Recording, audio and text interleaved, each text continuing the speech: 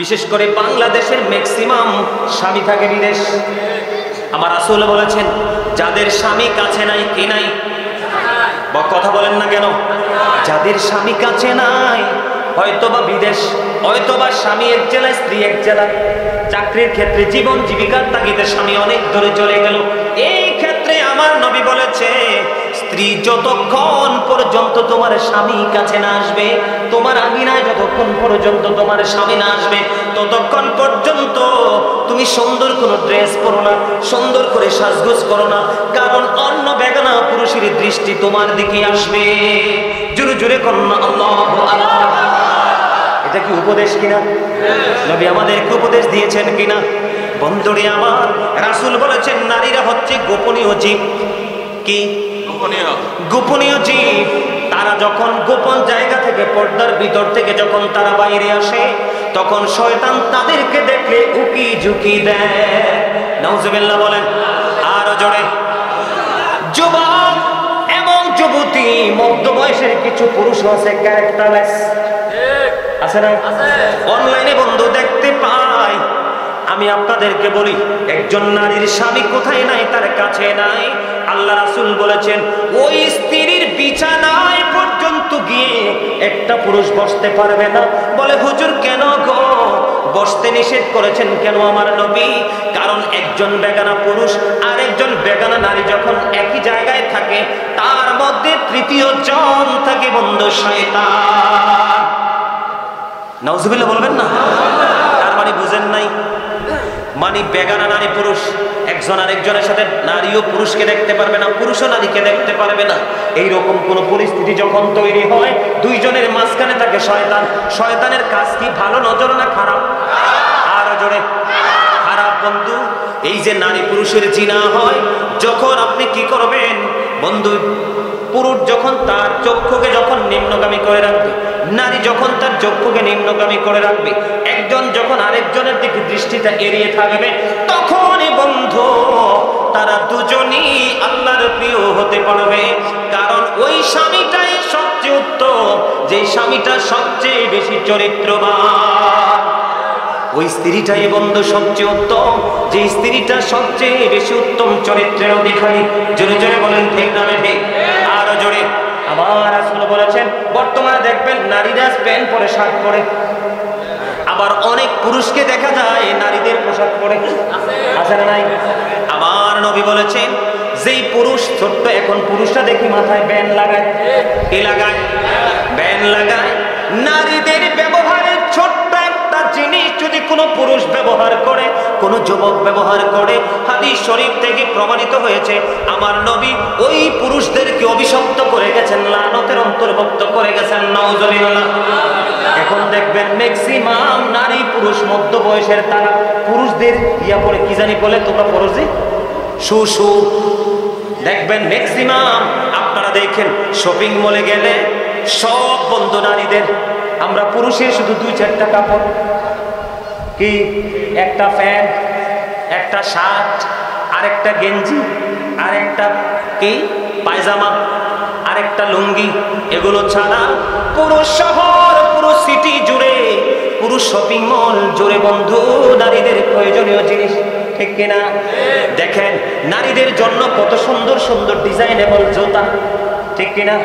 নারীরা যখন নারীর মতো পোশাক পরে, যখন তারা পেন্সিল শু লাগায় অথবা ফ্ল্যাট শু পরে কি পরে না, দেখবেন তাদেরকে এত মায়া লাগে, এত মিষ্টি লাগে, নারীকে নারীর মতোই লাগে।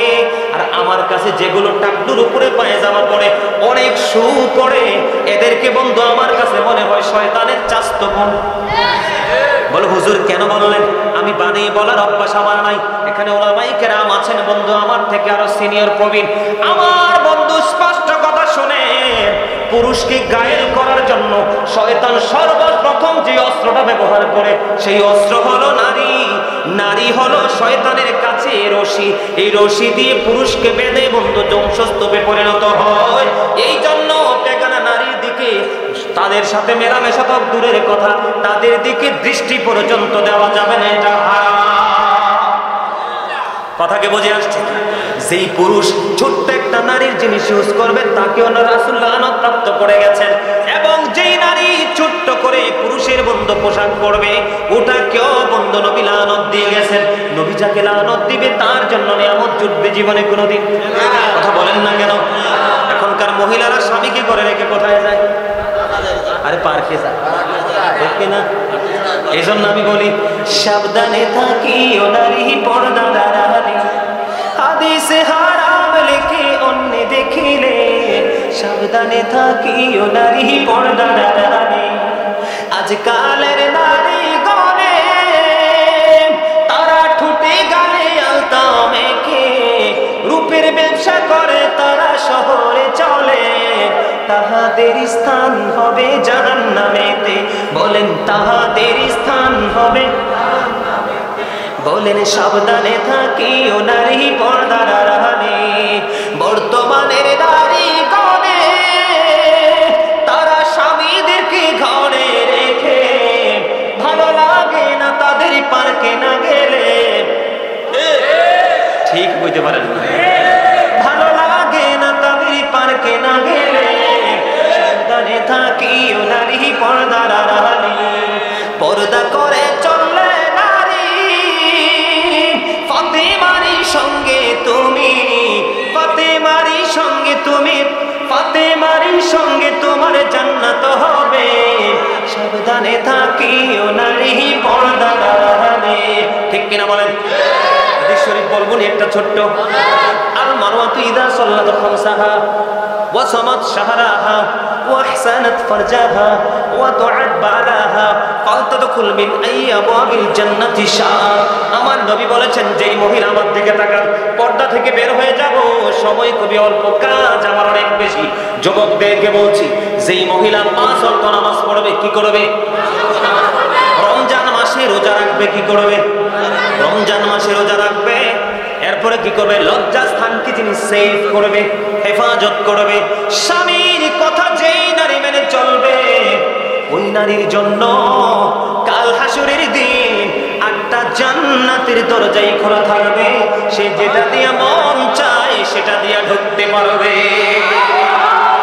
তাহলে আমার মা বোনদের জান্নাত সহজ কিনা? 5 ওয়াক্ত নামাজ কয়বার? রমজান মাসে রোজা, লজ্জাস্থানকে হেফাজত, স্বামীর কথা মেনে চলা, সহজ কিনা জান্নাত? একেবারে সোজা রে। ও বন্ধু, নারীদের পর্দা করা ফরজ, বেপর্দা থাকা তাদের জন্য হারাম। বলে হুজুর পর্দাটা কেমন হবে? মাথা থেকে পা পর্যন্ত ঢেকে রাখবে। বিশেষ কারণে হাতের তালুটা দেখাইতে পারবে, পায়ের তালুটা দেখাতে পারবে। বিশেষ যদি জরুরি কোনো সময় থাকে বা জরুরি কোনো কাজ হয়, পেজটা দেখাতে পারবে। জরুরি বলতে যেমন ধরেন বর্তমানে আমার মা বোনেরা হজে যায় কি যায় না? স্বামীর সাথে যায়, তখন কিন্তু তাকে পাসপোর্টের জন্য ছবি তুলতে হলে মুখমণ্ডল দেখা যেতে হবে। ঠিক কিনা বলেন? যেমন বাংলাদেশের আমরা নাগরিক হিসেবে এনআইডি কার্ড আছে না নাই? এনআইডি কার্ড করার জন্য যারা ছবি তুলতে যায়, পেজটা তাকে দেখাইতে হয়। এইরকম বিশেষ গুরুত্বপূর্ণ সময় তারা মুখমণ্ডল দেখাতে পারবে। অন্যথায় মাথা থেকে পা পর্যন্ত ঢেকে রাখা তাদের জন্য বন্ধ ফরজ। সুবহানাল্লাহ বলেন না? ফরজ কাজ মানার জন্য আপনারা তাদেরকে বাধ্য করবেন। আরো জোরে। তবে বর্তমানে আরো বেশি বেশি বেপরদাশীল সন্তান আসবে পৃথিবীতে। কারণ ওই যে একটু আগে বলছি, আপনি লাগাইছেন তেঁতুল গাছ, তাও টক, একেবারে টক, বহুত কষ্ট মষ্টে বড় হয়েছে, কাঠ বিরিয়ানি খাইয়া শেষ করে। অন্য এত কষ্ট করে তেঁতুল গাছ লাগাইছেন, নামাইয়া খাইছেন, কামড় দিয়ে দেন, ওমা গোমা এমন টক দাঁত পড়ে যাবে। ঠিক কিনা বলেন? এখন তেঁতুল গাছের নিচে পয়সা পয়সা যদি বলেন, হায় রে কপাল, আমি তো ভাবছিলাম আমার গাছে ল্যাংরা আমার ধরবো। আপনি কি বুদ্ধিমান না বুদ্ধিহীন? বন্ধু, আপনি মিস্টেক করেছেন শুরুতে। কখন? শুরুতে মিস্টেক। আপনি যদি ল্যাংরামের বীজ আনতেন তাহলে ল্যাংরামি আসতো। গাছের নিচে দাঁড়ায় দাঁড়ায় আফসোস করতে হতো না। বলে হুজুর এক্সাম্পলটা কি ক্লিয়ার করেন? এক্সাম্পলটা হলো, বন্ধু যদি আপনি পর্দাশীল সন্তান নাতি নাতকুর দেখতে চান, ভদ্র জেন্টেল যদি বন্ধু দেখতে চান, তাহলে আপনাকে একটা কাজ করতে হবে। চাচা কি মনের কোনো কথা আছে না? মজা লাগে ওয়াজ? ভাল লাগে? অল্প কিছুক্ষণের মধ্যে গোছাই লেতেছে, শেষ করে দিব।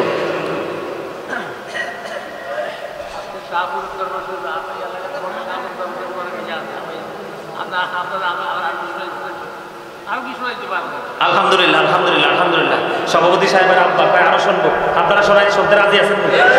কে কে যুবকরা চাই হাত তুলো, তোমরা রাজি? না এটি রাজি না, রাজি না, বিরিয়ানি খাইতে আইছে। রাজি? মারহাবা মারহাবা মারহাবা। এই বিরিয়ানির কথা যদি না বলতাম একটাও কিন্তু হাসতো না। আর হাসি মানে কি? তাদের ক্লান্তি দূরে চলে গেছে, ঠিক না? হাসি মানে কি? একটা ফিলিংস আসছে না? আরে জোরে বন্ধুরে আমার বল, হুজুর মিস্টেক কোথায়? সোজা ভাষায় বলছি, মেয়ে ছেলে যখন বিয়ে করাবেন নামাজি দেখে পরিবার দেখে বিয়ে করাইবেন, আবার মেয়েও যখন বিয়ে দিবেন একটা নামাজি ফরেজগার ছেলের হাতে তুলে দিবেন, তাহলে সমাজ কোনোদিন আর ধ্বংস হবে না, ঠিক কিনা বলেন? এবার আসেন, আমি নারীর পর্দা থেকে বন্ধ বের হয়ে গেলাম, এবার পুরুষের কাছে আসছি। অনেকেই কিন্তু মজা পাইছে, ঠিক কিনা বলেন? কয় হেতারারে কইছে আমরা রে না, আমরার কাছে পরে আসবো, কারণ পুরুষের কাতারে তো আমিও, ঠিক কিনা বলেন? আমার দিকে তাকান, আল্লাহ রাব্বুল আলামিন কি বলেছেন? ইয়া বানি আদম ক্বাদ আনজালনা আলাইকুম লিবাসান ইউরি সাওআতিকুম ওয়া রিশাত ওয়া লিবাসুত তাকওয়া যালিকা খায়র। আল্লাহ রাব্বুল আলামিন আদম সন্তানের জন্য পোশাকের ব্যবস্থা করছে, যেটা দিয়ে মানুষ লজ্জাস্থান ঢাকে। আমার দিকে তাকান, এটা আল্লাহর ওয়াজ, কোরআন থেকে বলছি, আমি বানাইয়া বলছি না, একটু ধৈর্য ধরেন। অধৈর্য হলে এখনই আলোচনা শেষ করে দিব। একটু মন দিয়ে শুনেন। আমরা হাসতে হাসতে এমন অন্যায় করি, রাসূল বলেছেন আমরা হাসতে হাসতে এমন অন্যায় করি রে, রাসূল বলেছেন মসজিদ থেকে মাগরিব পর্যন্ত জাহান্নামের দিকে এগিয়ে যায়। হাসতে হাসতে এমন অপরাধ আমরা করি রে, পৃথিবীর এক প্রান্ত থেকে আরেক প্রান্ত পর্যন্ত জাহান্নামের দিকে এগিয়ে যাই আমরা। এক প্রান্ত থেকে আরেক প্রান্ত রাস্তাটা কম না বেশি? এত বেশি কল্পনা করা যাবে না। এর যুবকের দল, মাথার চুল তো বানাইছো বাবুই পাখির বাসা। এই বাবুই পাখির বাসা বানানোর কথা ছিল না, এই বাসা বোনার জন্য উৎসাহ দিয়েছে বেঈমানেরা।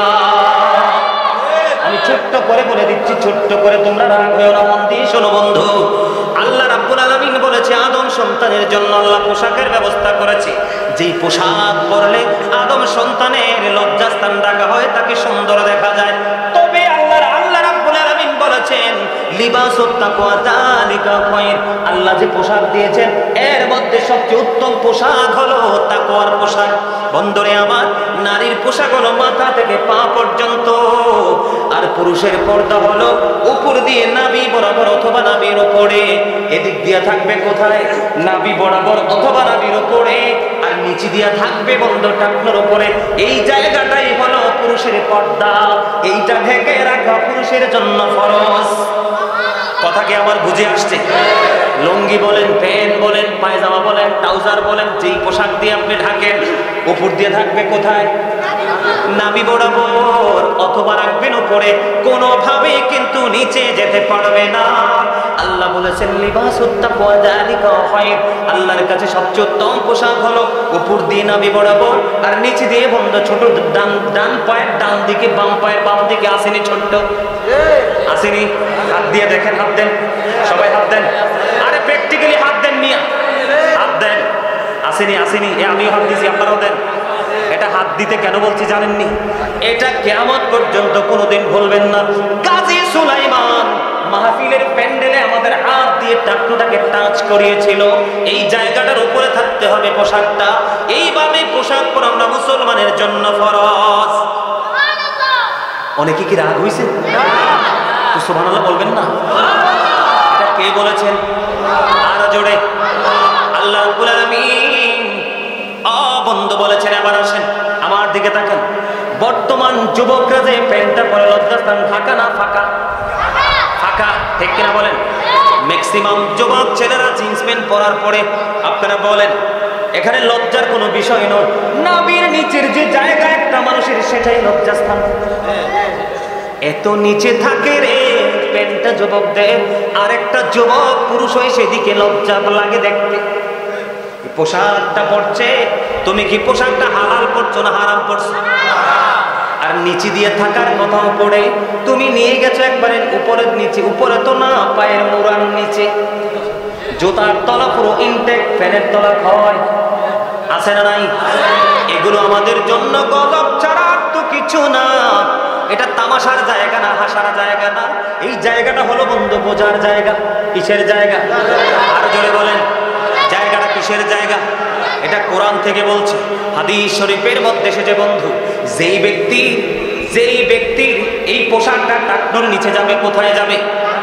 বুখারী শরীফের মধ্যে এসেছে হাদিস খানা, এই জায়গাটা ক্রস করার কারণে তার ঠিকানা হবে জাহান্নাম। তার ঠিকানা কোথায় হবে? জাহান্নাম হবে। এবার আসেন বন্ধু, এই যে টাকনোর নিচে পোশাকটা, সেটা আবিষ্কার করলো কি? আমি আপনাদেরকে শুরু থেকে একটু নিয়ে আসি। আমার নবী আমাদেরকে শিক্ষা দিয়েছেন মেসওয়াকের। কিসের? মেসওয়াকের শিক্ষা দিয়েছেন আমার নবী।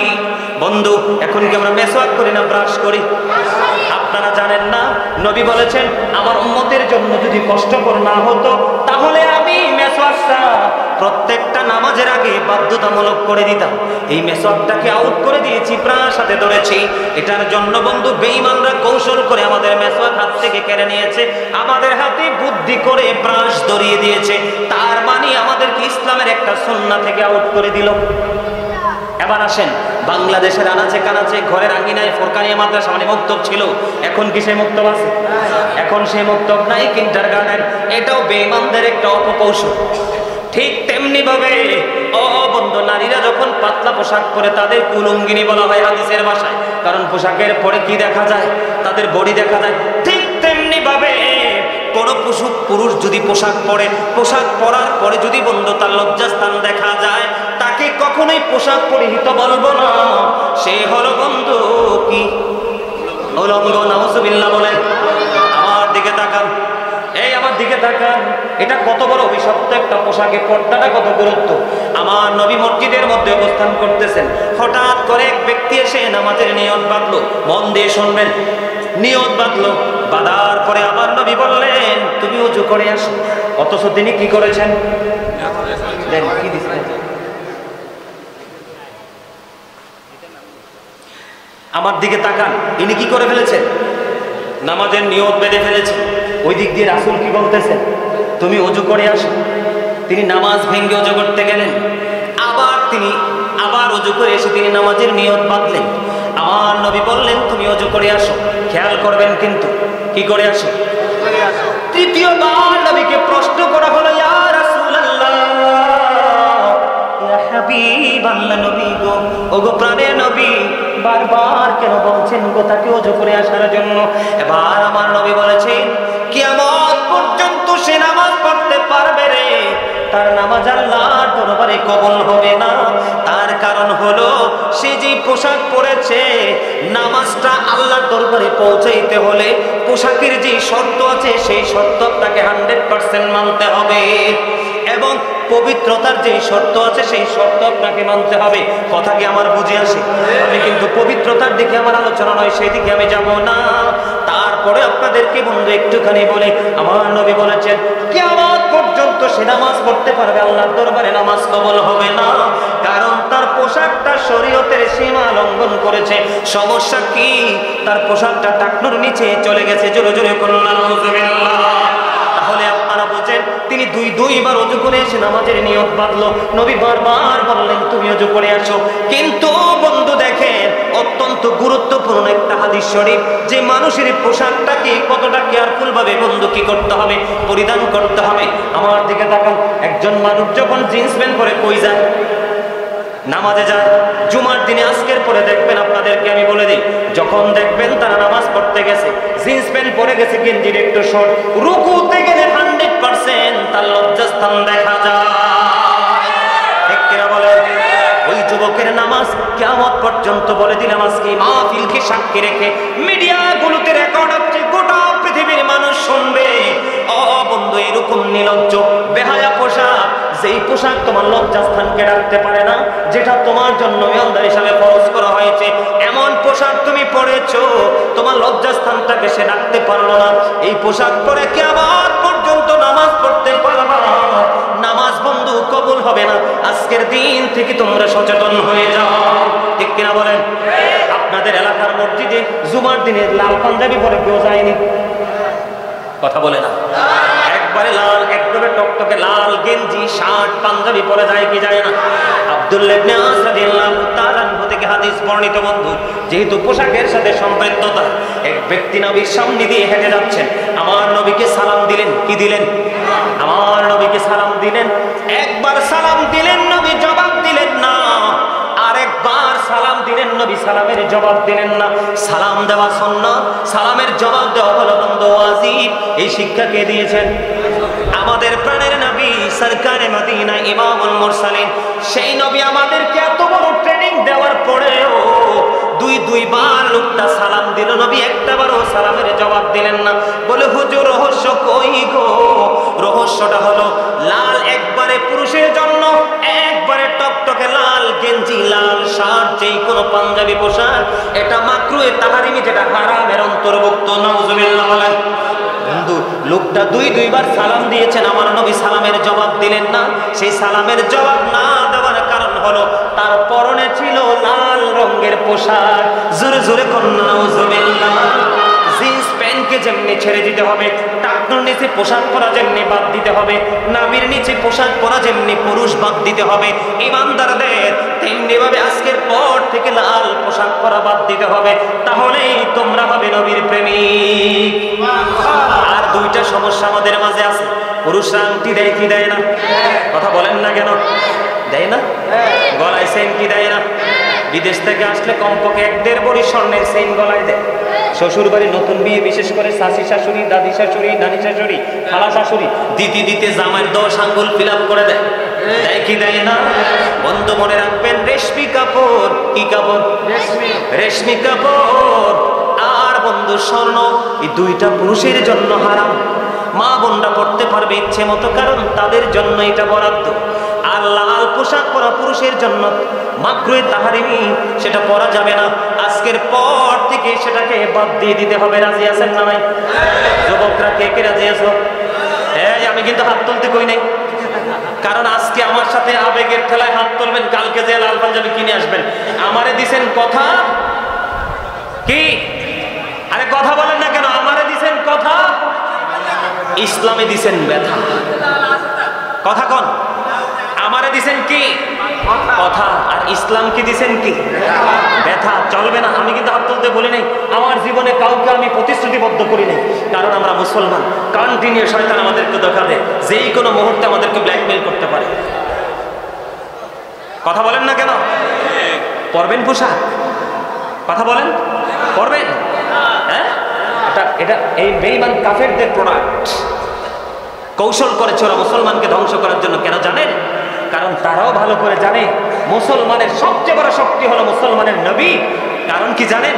নবীজির জবান মোবারকে কিয়ামতের দিন থাকবে, রব্বি সাল্লিম, রব্বি সাল্লিম, আমার উম্মতগুলোকে শান্তি রেখে। রে স্বাস্থ্য ভাই, বাদাম খাইতে তোর এখানে আসছস?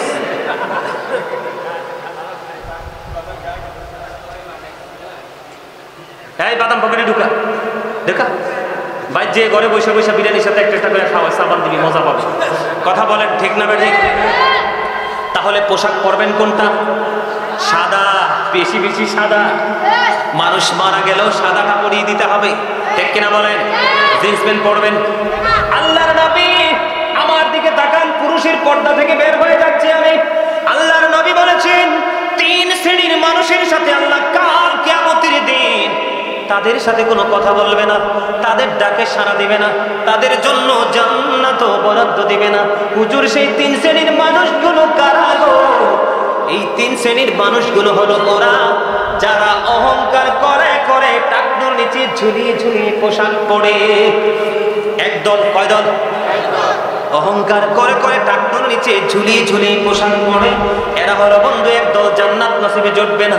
2 নম্বর হলো সমাজের মধ্যে এমন কিছু লোক থাকে বিপদে পড়লে মানুষকে উপকার করে, সুযোগ পাইলে ফোঁটা দেয়। আছে না নাই? ফোঁটা দিলে মানুষ দুঃখ পায় না, কষ্ট পায় না, আরাম পায়? দুঃখ পায়। বন্ধু ওই ব্যক্তিকে আল্লাহ ক্ষমা করবে না। 3 নম্বর হলো যে ব্যক্তি জেনে বুঝে মানুষকে ওজনে কম দিয়েছে, ওই কম যেই ব্যক্তিগুলো দেয় ওই ব্যক্তিগুলোকে আমার আল্লাহ কোনোদিন ক্ষমা করবে না। জোরে জোরে কন্যা নাউজুবিল্লাহ। শুধু পোশাকের পর্দা থেকে বের হয়ে গেলাম, এবার ছোট্ট করে একটু অহংকার নিয়ে কথা বলবো। বলবো কি?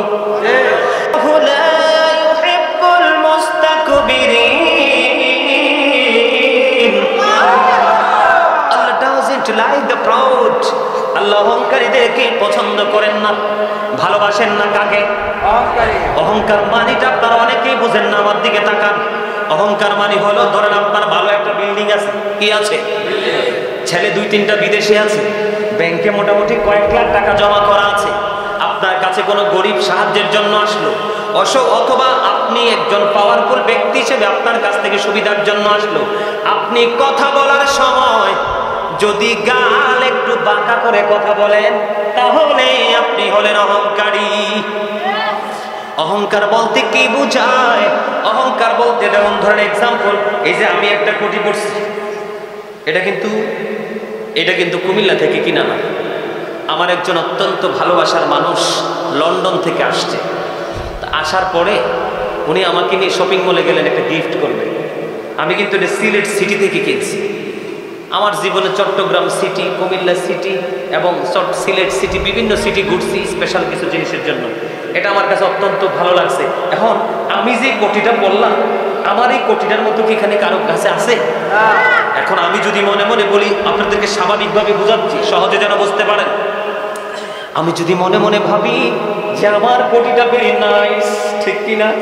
তার মানে আমি সবার চাইতে বড়, সবার চাইতে আলাদা, আমারটা অনেক সুন্দর, তাদেরটা সুন্দর না। মনে মনে চিন্তা করে যদি মনটা একটু কি করি, নিচু মনোভাব নিয়ে যদি আপনাদের দিকে দৃষ্টি দেই, এটা আপনারা দেখেন নাই, এটাও কিন্তু অহংকারের অন্তর্ভুক্ত। আমার নবী বলেছেন, আল্লাহ নিজে সুন্দর, আল্লাহ সুন্দরকে পছন্দ করেন। কিন্তু সুন্দর পাওয়ার পরে এর মানে এই নয় তোমার সুন্দরের দিকে তাকিয়ে আর একজনেরটাকে তুমি ছোট করে কথা বলবা। যদি তোমার সুন্দরটার দিকে তাকাইয়া তারটাকে ছোট বলে মনে করে, এটাই হলো অহংকার। ঠিক কিনা বলেন? আশা করি বুঝতে পারছেন। আর আপনারা এতটাই বোকা না যে অহংকার সম্পর্কে কিছু বুঝতে পারবেন না, ঠিক কিনা বলেন? আমাদের দেশের মানুষের আচরণ খারাপ আছে না নাই? মানুষ আচরণটা কখন খারাপ করে জানেন? যখন মানুষের মধ্যে অনেক বেশি অহংকার ঢুকে। অহংকারী মানুষ সবসময়, যেমন আমি যখন এখানে আলোচনা করতেছি কোরআন হাদিসের, অনেকেই দেখতেছি হাসে। কি করে? হাসে। আবার অনেকেই দেখতেছি একজন আরেকজনের সাথে কানে কানে কথা কয়। এটা কি জানেন?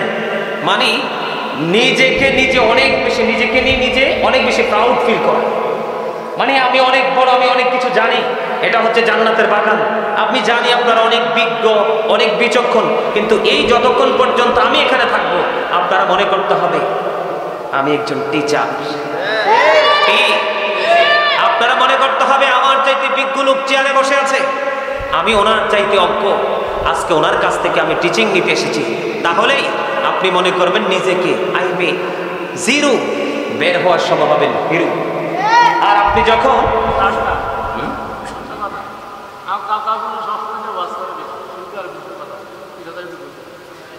শেষ তো এই আমার কইতেই, আমি তো বুঝি শেষ তো ছোট্ট আলোচনা। এবার শোনেন, আবু হুরায়রা রাদিয়াল্লাহু তাআলা আনহু থেকে হাদিস বর্ণিত। আমার দিকে তাকান। আমার রাসূলকে বললেন, ইয়া রাসূলুল্লাহ, ইয়া হাবিবাল্লাহ, নবী গো, একজন মহিলা সে অনেক বেশি দান সদকা করে, অনেক বেশি নামাজ পড়ে, কিন্তু নবী গো তার ব্যবহারে মানুষে কষ্ট পায়। আমার নবী বলেছেন সে জাহান্নামী। কথা কি বুঝে আসছে? আপনি নামাজ পড়তে পড়তে কপালের চামড়া ক্ষয় করে ফেলেছেন, দান করতে করতে ধনভাণ্ডার শূন্য করে দিয়েছেন আপনি বন্ধু, তারপরেও অহংকারের কারণে মানুষের সাথে জবান দিয়ে আপনি খারাপ ব্যবহার করেছেন। আমার নবী বলেছেন অনেক বেশি নামাজে, অনেক বেশি দানবীর, কিন্তু তার আচরণ ভালো না, তার ঠিকানা হবে জাহান্নাম। আবার আমার দিকে তাকান। আমার রাসূলকে প্রশ্ন করা হলো, ইয়া রাসূলুল্লাহ, আরেকজন সে এত বেশি নামাজ পড়তে পারে না, কি করে না? দাদা ঠিক নি কথা? কি সে এত বেশি নামাজ পড়তে পারে না, এত বেশি দান সদকাও করতে পারে না, কিন্তু নবী গো তার ব্যবহারে মানুষের কলিজাটা ঠান্ডা হয়ে যায়। আমার নবী একটা সেকেন্ড দেরি করলো না, আমার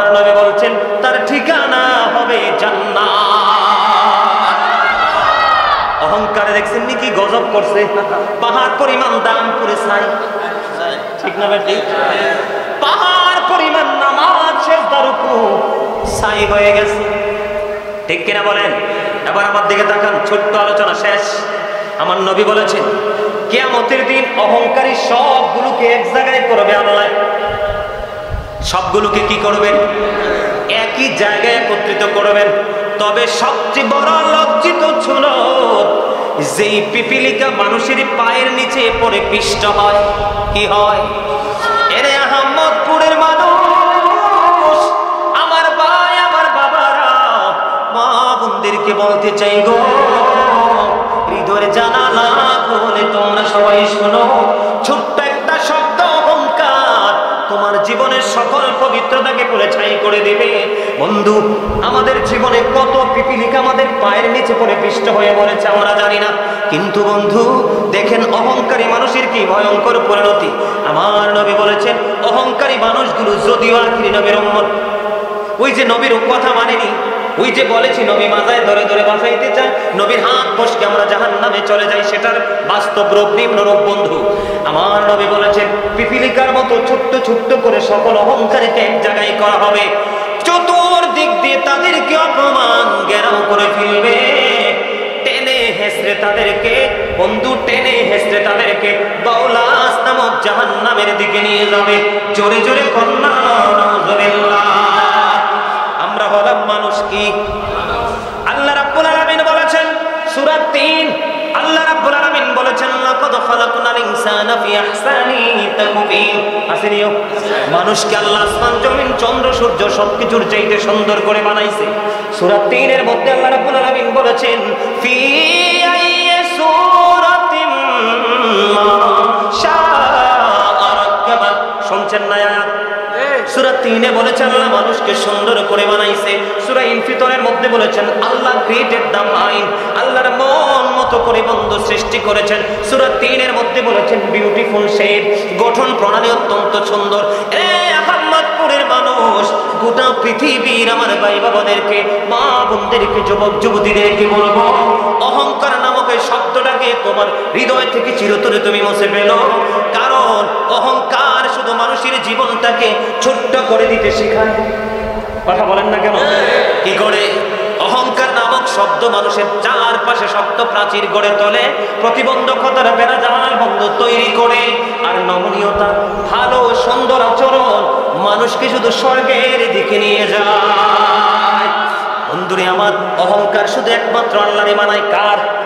অহংকার হলো আল্লাহর কুদরতি গায়ের চাদর, চাদর ধরে যারা টান দিবে নবী বলেছেন তাদের ঠিকানা হবে জাহান্নাম। কোথায়? বলে হুজুর আল্লাহ কোথায় থাকে তো জানি না, চাদর ধরবো কেমনি?